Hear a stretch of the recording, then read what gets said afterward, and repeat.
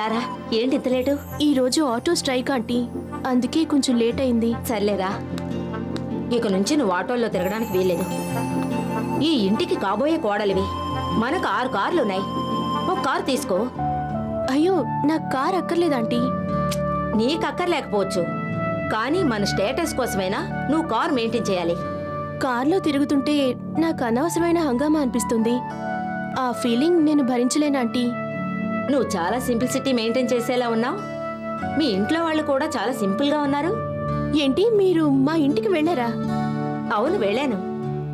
మీ అమ్మని చూశాను, మీ నాన్నతో మాట్లాడాను. అందరూ చాలా మంచి మనుషులు, నీలాగే. నాకు బాగా నచ్చారు. కానీ నాకొక్కటే నచ్చలేదు. అందంగా ఉన్న నీ పేరు రాజీని వదిలేసి అదేంటి అదేదో లక్కు కక్కు అని. అది నా ముద్దు పేరు ఆంటీ. నాకు మాత్రం ముద్దు రాలేదు.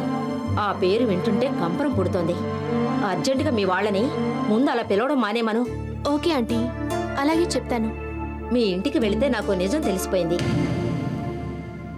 నువ్వు ఈ ఇంటికి వచ్చినప్పుడల్లా అదో రకంగా బెరుకుగా ఉండడం నేను గమనించాను. దానికి కారణం ఏంటో నాకు తెలిసింది. ఏం తెలిసిందాంటీ? మీ ఇల్లు చూస్తుంటే నాకు మధ్యతరగతి కుటుంబంలా అనిపించింది. అలా అని నేను అవమానించడం లేదమ్మా. ఆ మిడిల్ క్లాస్ ఫ్యామిలీ నుంచి వచ్చావు కాబట్టి ఈ ఇంటికి వచ్చినప్పుడల్లా షై ఫీల్ అవుతున్నావు, అంతేగా? అవునంటీ. నాకు పేద గొప్ప అన్న భేదం నా మనసులో లేదమ్మా. ఈ రోజు పేదవాడు రేపు గొప్పవాడవుతాడు. గొప్పవాడు ఏదో ఒకరోజు ఏవీ లేక రోడ్డు మీద నిలబడడు అన్న గ్యారంటీ లేదు.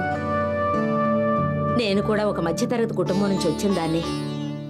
నేను ఈ ఇంట్లో అడుగుపెట్టిన తర్వాతే ఈ ఇల్లు సిరి సంపదలతో నిండిపోయింది అనేది మా వారి అభిప్రాయం. నేను కాదంటే ఆయన ఒప్పుకోరు. ఆయన అభిమానాన్ని నేను కాదనలేను. ఇప్పుడు ఆయన కలకత్తాలో ఉన్నారు. ఎప్పుడు చూసినా బిజినెస్ బిజినెస్ బిజినెస్. నువ్వు మా చంటిని పెళ్లి చేసుకున్న తర్వాత వాడు మరింత గొప్పవాడవుతాడేమో. అప్పుడు వాడితో పాటు నువ్వు కూడా డబ్బున్నదానివేగా. అప్పుడు చంటి, దానికి కారణం నేనంటే మాత్రం నేను డెఫినెట్గా కాదు అంటాను. ఎందుకని? అది చంటి శ్రమ. దాని చంటికి నా మీదున్న అభిమానంతో పోల్చుకోలేను. నువ్వు నా కొడుకు భార్యగా రావడం నిజంగా వాడు చేసుకున్న అదృష్టం అమ్మా. వచ్చే శుక్రవారమే మీ అమ్మా నాన్నని రమ్మని చెప్పాను. రమ్మన్నారా? ఎందుకు?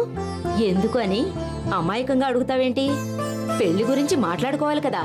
నిశ్చితార్థం చేసుకోవడానికి అందరినీ పిలవాలి, ముహూర్తాలు పెట్టించుకోవాలి. అప్పుడే సిగ్గుపడిపోతే ఎలా? అంతా త్వరగా జరిగిపోవాలి. ఏమంటావు?